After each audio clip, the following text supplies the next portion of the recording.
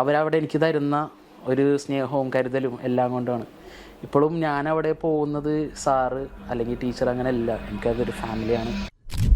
Hi, എൻ്റെ പേര് Nadir. ഞാൻ BCom ഡിഗ്രി വിദ്യാർത്ഥിയാണ്.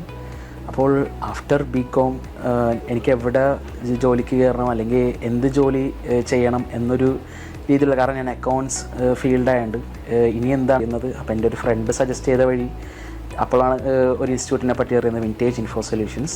2 മാസത്തോളം ടാലി, അത് കഴിഞ്ഞ് പിന്നെ SAP, PeachTree, QuickBooks, Excel.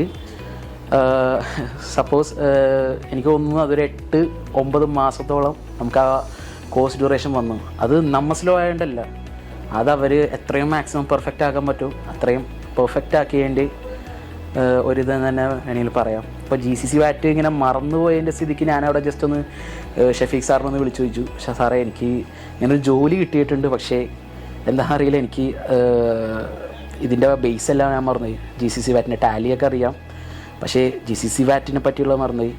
ഒരു ഹെസിറ്റേഷൻ ഒരു രീതിയിലുള്ള ഇല്ലാണ്ട് പോരൂ, രാവിലെ തന്നെ പോരൂ, അല്ലെങ്കിൽ ഫ്രീ എപ്പോഴാണോ അപ്പോൾ പോരൂ എന്ന് പറഞ്ഞത്. എനിക്ക് വീഡിയോ ക്ലാസ്സസ് സെൻഡ് ചെയ്തെന്ന് ഞാനതിരുന്ന് കണ്ടു. അവിടെ നിന്ന് എനിക്ക് പറഞ്ഞു തന്നു. SAP സോഫ്റ്റ്വെയർ സെർവർ ഞാൻ എക്സ്ട്രാ പേ ചെയ്തിട്ടൊന്നുമല്ല, അവരുടെ ആ ഒരു റെപ്യൂട്ടേഷൻ അല്ലെങ്കിൽ അവിടെ ഞാൻ പഠിച്ചിറങ്ങിയത് കൊണ്ട് അവരവിടെ എനിക്ക് തരുന്ന ഒരു സ്നേഹവും കരുതലും എല്ലാം കൊണ്ടാണ്.